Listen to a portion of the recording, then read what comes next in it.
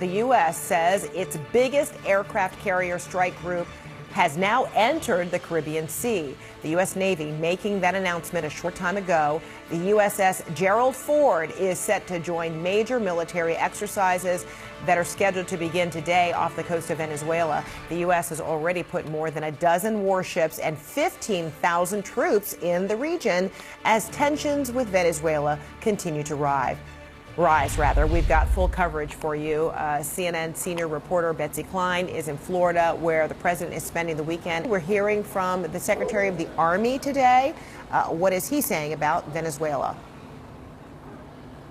Well, Frederica, there have been weeks of threats from President Trump as the U.S. has been amassing resources in the region. And the president's administration has launched at least 20 strikes on alleged drug trafficking vessels in the Caribbean since September. President Trump himself has said that he has authorized the CIA to operate in Venezuela. And we understand, according to reporting from our sources, that the president has been briefed a number of times in recent days, at least 3 times last week, on a range of options to move forward. That includes the possibility of airstrikes on military or government facilities in Venezuela, as well as drug trafficking routes, as well as what could be a more direct attempt to oust the country's president, Nicolas Maduro. The president told reporters Friday that he'd made up his mind, sort of, but declined to provide specifics. Now, experts have described this military buildup in the region as significant. As you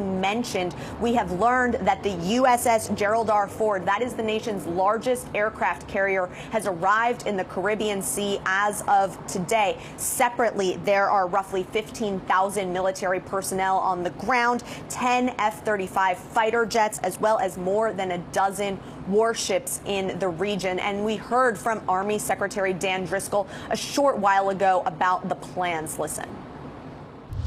I think that the President and Secretary of War have spent a lot of time thinking about what is the best thing they can do for the American people. And I can speak from the Army's perspective, which is we have a lot of training in that part of the world. We're reactivating our jungle school in Panama. We would be ready to act on whatever the President and Secretary of War needed. But no orders beyond these exercises at this point? We don't talk about those kinds of things, Yep. But we would be ready if asked. Now, I want to get into the why here. Of course, officially, the Trump administration is going after drug trafficking operations in Venezuela, but regime change could be a side effect of that. And efforts to oust Maduro have proven elusive to so many administrations, including the president's first term. Now, if Trump ousted Maduro, that could allow him to claim some major wins. Of course, getting a strong man out and potentially an elected leader in, the possibility of enhanced collaboration on drug trafficking and migration flows, as well as potential deals in oil. Of course, all of this carries very high risks, and that is something that the president is now weighing. Frederica. Okay. Betsy Klein, let us know more as you learn it. With me now is global affairs analyst Kim Dozier. Welcome. Good to see you. So taking all of those alleged drug boats out and now doing these military exercises in the region. Is this a prelude for something more in terms of U.S. military involvement in or on Venezuela? It certainly looks like that. What you see is a collection of forces, the kind that you would put together if you're going to do a series of airstrikes and strikes from those naval vessels on various targets across Venezuela. Most likely military targets, police targets, anything that would get in the way of Maduro being knocked out of power and possibly the opposition leader taking power. Anything that would challenge a successor's power. Also possibly they could just go after the drug cartels and various targets like that. That would give Trump a little bit more maneuverability, because then he wouldn't be locked into a confrontation with Maduro and trying to get Maduro to leave power. So if the U.S. were, if the ambition was to take out Maduro, that would mean that a U.S., whether it be a political or military planning, would know who the successor might be. Is the U.S. that far along in this kind of planning? I think what we'll be able to tell what their goal is by what they choose to target. Now, they could just be putting the pressure on the Maduro regime with this huge show of force to try to get the various elements of the military to consider taking him out or replacing him. Maduro has already had to put down several coups during his time in office. The military is riddled with double agents from Cuba who are looking for just such coups in the planning. But it is also what you do to try to show force that would do something like the U.S. has done in Iran or in Yemen, a series of strikes that do a lot of damage but don't put U.S. troops on the ground in harm's way. What is Venezuela's military equipped to, and able to do? Is it able to be in some sort of sustained conflict with the U.S., or is it strictly one that is equipped to protect itself? Yeah, sustained conflict would be difficult. They've got supposedly 150,000 standing army, plus a number of small militias that back Maduro that would probably present more of an issue inside the cities in Venezuela. But that's if this goes to some sort of a ground operation. It is more likely that this would be a chance to knock out the system in power.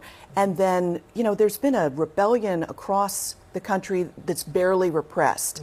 And so the White House is probably banking on, if we push hard enough, that rebellion will surge forward, especially if people don't face the crackdowns that they've faced over the past several years of Maduro's rule. Oh, interesting. And then President Maduro has most recently, while being interviewed by CNN's own Stefano Posaban, he invoked Libya and Afghanistan when he spoke, essentially saying to the U.S. that, we know what your track record is. Yeah. When you have involved yourself in any kind of regime change or conflicts, do you really want that here? I mean, that was quite clever, wasn't it? Yeah, look, also, if they do a head-on confrontation with the Venezuelan military, the military is well equipped to turn into an insurgency. It would be very hard to take this vast country that's about 30% larger than Texas. It's got a coast of 1,700 miles. And, generally, decapitation strikes don't work very well in the past. But if they can create enough friction that Maduro thinks, I can't stay in power, maybe someone like Russia would offer him asylum. It would have to be something like that the U.S. creates space for people on the ground in Venezuela to take action to remove him. Oh, and that serves perfectly into what I was wondering about, like, where would Venezuela find its support? Is it its oil that is the leverage for that country?